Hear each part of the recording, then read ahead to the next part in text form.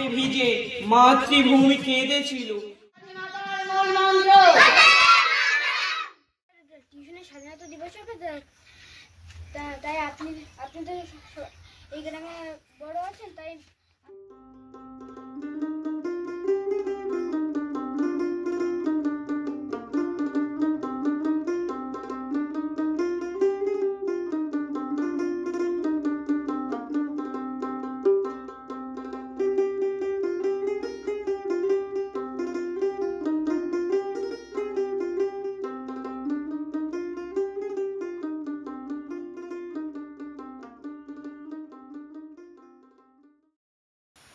নমস্কার, আমি বিপ্লব।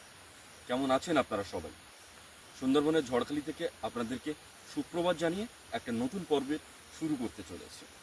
আর আজকের পর্বে আমি শুরু করলাম, কিন্তু সাথীকে আপনারা অবশ্যই দেখতে পাবেন। আজকের আমি এখন সকালবেলা জমিতে সার প্রয়োগের জন্য উঠে পড়েছি, সাথী একটু বাড়ির দিকে আছে। তো আপনারা সঙ্গে থাকুন, আশা করি পুরো পর্বটা আপনাদের ভালো লাগবে। যারা প্রথমবারের জন্য দেখছেন তাদেরকে বলবো অবশ্যই সাবস্ক্রাইব করে আমাদের বন্ধু হয়ে যাবেন, লাইক কমেন্ট শেয়ার করে আমাদের পাশে থাকুন।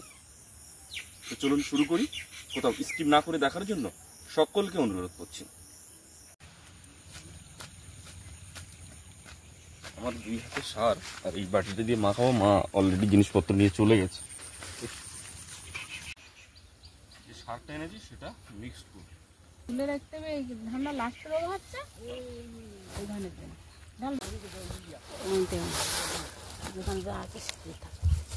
ওরা কি তুলে রাখতে হবে একটু? এখানেই তো সমস্যা হয়েছে। অনুখাদ্যটা কাটবো তো, প্যাকেট শক্ত মা। হ্যাঁ যাবো একটু তাড়াতাড়ি। আচ্ছা দাও।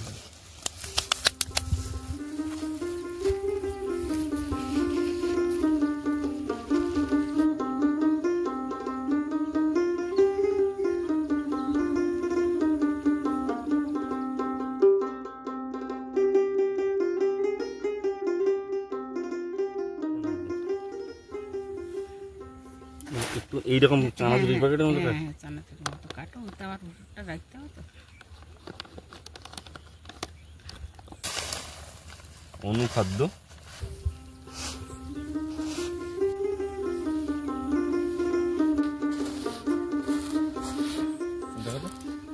আসলে, আর আমাদের জমির 3টে খণ্ড আছে। 3টে খণ্ডের জন্য আমরা 3টে এখানে ভাগ করে নিয়েছি। এবারে এক একটা ভাগ আমরা এক একটা খণ্ডতে দেবো। আর সেক্ষেত্রে আমাদের বুঝতে সুবিধা হবে যে কোনো খোপে বেশি গেল কিনা বা কম গেল কিনা। এটা একটা চোখ আন্দাজ বলা যেতে পারে।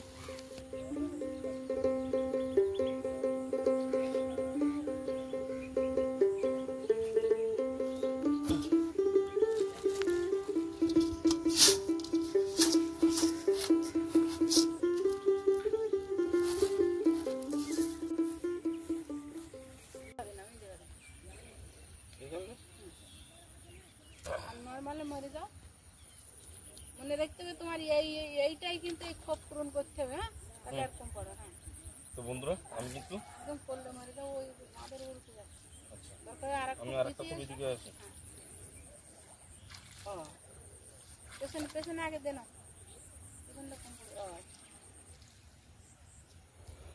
তো বন্ধুরা আমি কিন্তু সার ছড়ানো শুরু করলাম। আর জমিতে একটু জলের পরিমাণ আমার কম লাগছে, আস্তে আস্তে কম রাখতে 7-10 মানে কম রাখতে হবে। এরপরে সারটা যখন লেগে যাবে তখন আবার জলের পরিমাণ বাড়ানো যাবে। আর এই খোপটা এই সারটা দেওয়ার পরে যখন বেশি হবে তুমি আবার ঘুরিয়ে সারটা দেওয়ার চেষ্টা করবা। আচ্ছা আচ্ছা ঠিক আছে, আমি বাড়ি যাই। যাও। আমি বাচ্চারা এসে গেছে। হ্যাঁ তুমি বাড়ি যাও। আর তুমি এইটা ডাইন হাতে দরকার হয় একবার বেশি নিলে অসুবিধা হবে না, তুমি ছাড়িয়ে না যায়। ঠিক আছে ঠিক আছে, সেইভাবে দিয়ে যাও। তাহলে আমি বাড়ি যাচ্ছি, আর একটু তুমি ঢেকে রেখে যাচ্ছি। হ্যাঁ বাবা সার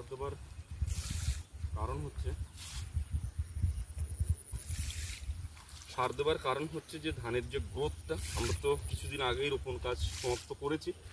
এখন ধানের গ্রোথ একটু খারাপ আছে, যার জন্য অনুখাদ্য সহ আরও যে ধরনের সার আমরা প্রয়োগ করছি, এটাই ধানের গ্রোথটা ভালো হবে।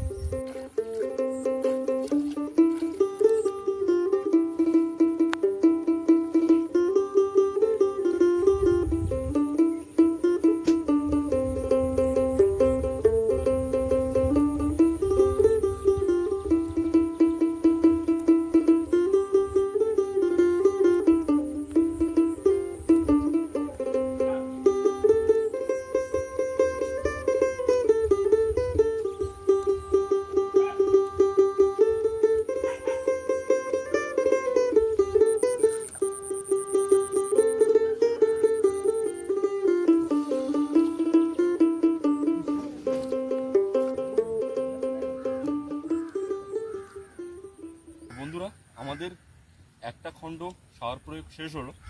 আর এই সারটা আমাদের শারীরিকভাবে কোনো রকম ক্ষতি করে না, যার জন্য দেখতে পাচ্ছেন পশু পাখিরা কিন্তু আশেপাশেই ঘাস খাচ্ছে, বা আমাদেরও যে ভীষণ কোনো সেফটি নেওয়ার দরকার আছে তেমনটা নয়। এটা মূলত গাছের গোড়ার খাদ্য, সেটাই আমরা প্রয়োগ করছি। আর আমার একটা কোপে টাইম নিল মোটামুটি 20 থেকে 25 মিনিট হবে আমার যতদূর মনে হলো। হাওয়া বাতাসের সংস্পর্শে এলে এটা কিন্তু জল হতে শুরু করবে, আর জল হতে শুরু করার আগেই আমাকে এই সার প্রয়োগ করতে হবে, আর না হলে এটা পুরো জল হয়ে যাবে, একেবারে মানে আর দেখা যাবে না।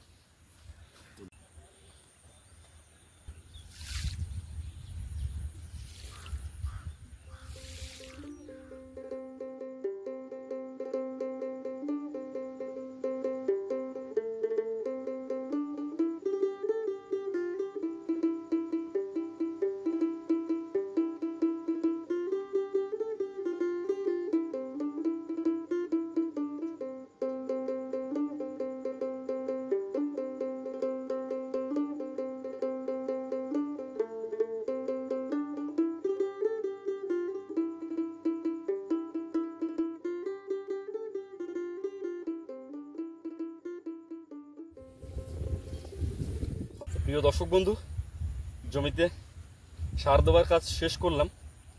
এরপরে আমাদের কাজ থাকবে যখন ধানের গাছগুলো একটু লেগে যাবে, জমির মাটির সঙ্গে শিকড়টা ভালো করে বসে যাবে, তখন গিয়ে কিছু পোকামাকড়ের উপদ্রব হবে, তখন গিয়ে কিন্তু কীটনাশক প্রয়োগ করতে হবে। এখন কিন্তু কোনো কীটনাশক প্রয়োগ হলো না, এখন হচ্ছে শুধু জমির উর্বর শক্তি বাড়ানোর জন্য এটা করতে হলো। মাঠ থেকে চলে এলাম একটু গাছের ছায়, আর যেটা হচ্ছে সেটা জমিতে সার প্রয়োগ তো হয়ে গেল, এখন এগুলোকে আমি এখানে রেখে দিই।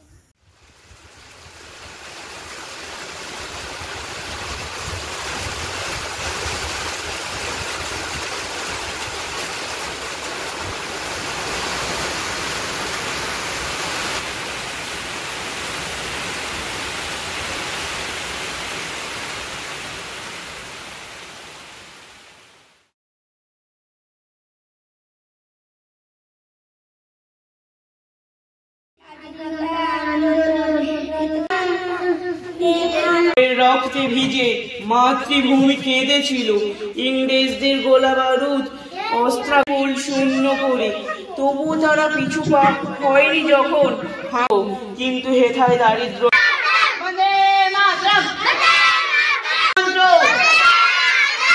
শিক্ষা কেন্দ্রে করি আমি একটা কবিতা আবৃত্তি করছি।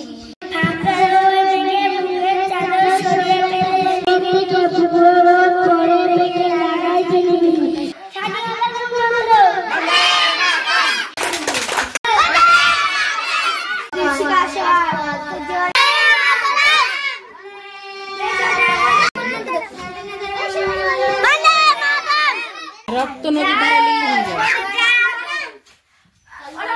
নিমন্ত্রণ পর্ব সারতে হবে। অতিথি আপ্যায়ন, আমাদের পতাকা উত্তোলন করে ঠাকুরমা শুক্রবারের দিন 15ই আগস্ট তারপর আমাদের পতাকা উত্তোলন তোমাকে নিতে এসেছি। সকালবেলা জমিতে সার মারা হয়েছিল, হয়ে দুপুরে খাওয়া দাওয়া করে রেস্ট নিয়ে বিকালে বাচ্চারা এসেছিল, তাদেরকে নিয়ে একটু প্র্যাকটিস চলছিল। চলতে চলতে স্বাধীনতা দিবস তো চলে এসেছে, সেই সঙ্গে আমাদের এখানে যে বয়োজ্যেষ্ঠ ঠাকুরমা আছে তাকে দিয়েই আমরা পতাকাটা উত্তোলন করাই। তো এখন তাকে নেমন্তন্ন বলতে যাচ্ছি আমরা সদল বলে। তোমরা ওখান থেকে তো চলে যাবা ওই প্যান্ডেলের বাঁশ আনতে, এখানে প্যান্ডেল গুনে বাঁশগুলো বলে দেয়, জয়ন্তী কাকিমার গিয়ে বলবে সেই কটা বাঁশ। তৃপ্তিকে ডেকে নেবে, তৃপ্তি যদি বাড়ি না থাকে 2 জন করে একটা করে বাঁশ হাতে দেবে, বলা ছিল ওই ধ্যান দেবে, কিন্তু ও পরীক্ষাতে বাড়ি আসছে কিনা। আচ্ছা ঠিক আছে, দেখে দেখবা, যদি না পাও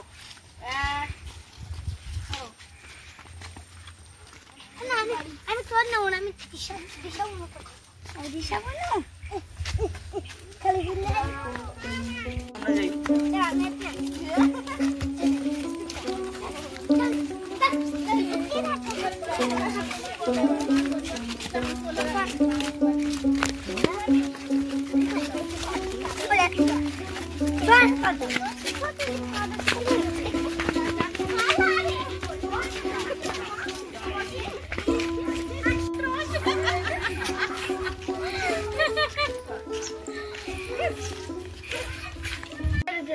স্বাধীনতা দিবস হবে, তাই আপনি তো এই গ্রামে বড় আছেন, তাই আপনাকে নিমন্ত্রণ করতে এসেছি।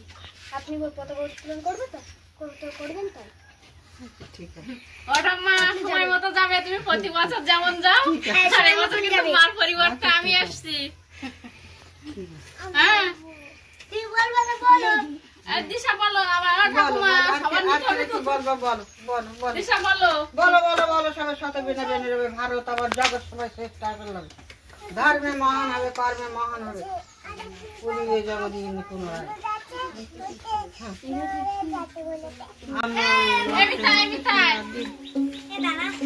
শনিবার দিন জন্মাষ্টমী, সবাই প্রসাদ দিতে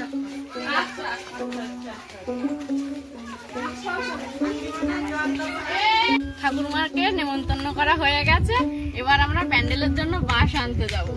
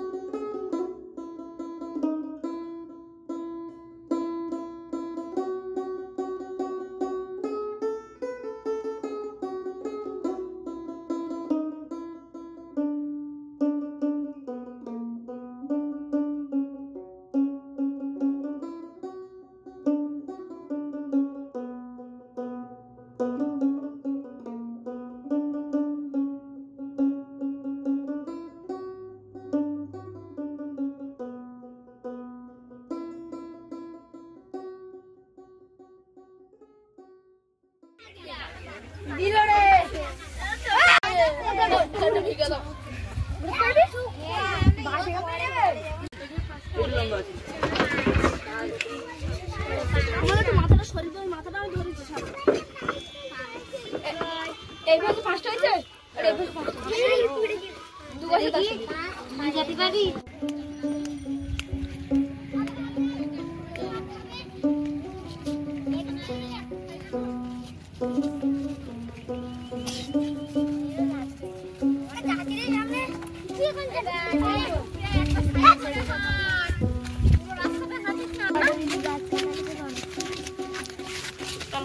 চল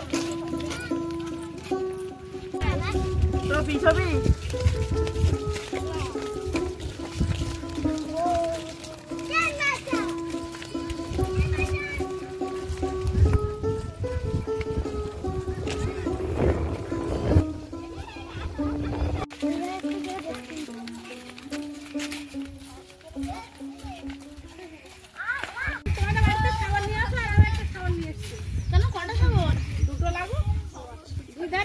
খোপা করতে লাগো, তাড়াতাড়ি হবে। হ্যাঁ তাড়াতাড়ি হবে। কেন তুমি যাও, খাবারটা নিয়ে এসো।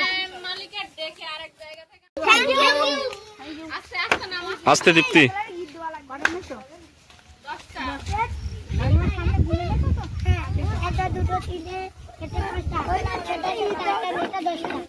দিদিমণি দেবে না, যার যেটা লাগবে। এই কোনো একাই দিচ্ছে দিক দোকানে তাহলে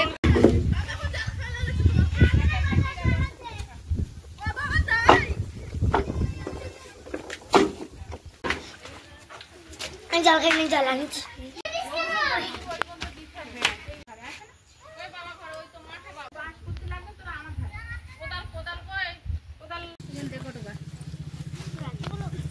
বাবা দীপশিকা পা দিয়ে মরমর করে কাঠ ভাঙছে।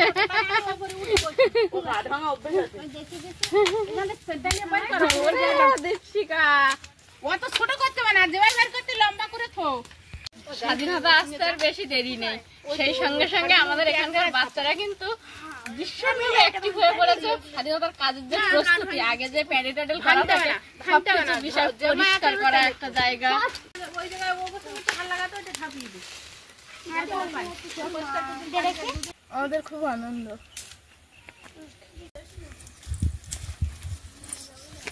পাতাই সব তুলবে।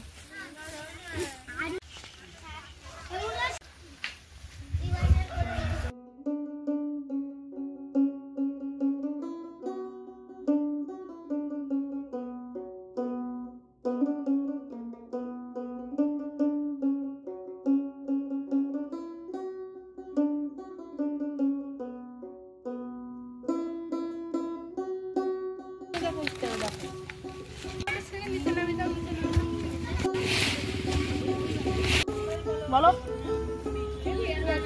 ঠিক আছে।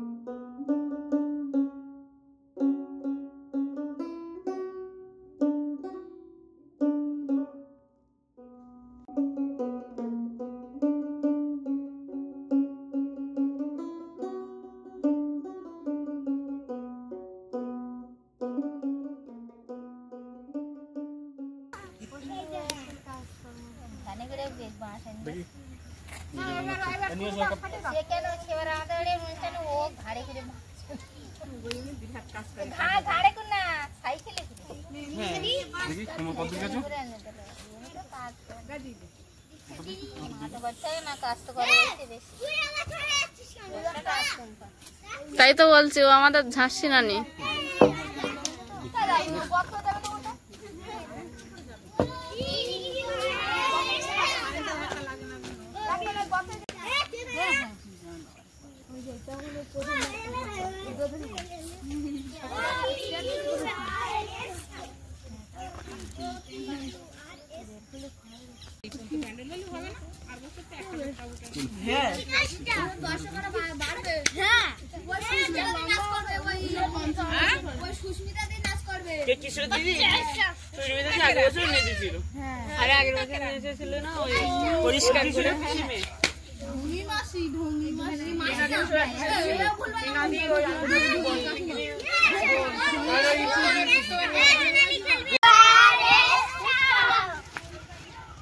কাজ কিন্তু এখনো চলছে, আর স্বাধীনতার আগের দিন পর্যন্ত এই কাজ চলবে।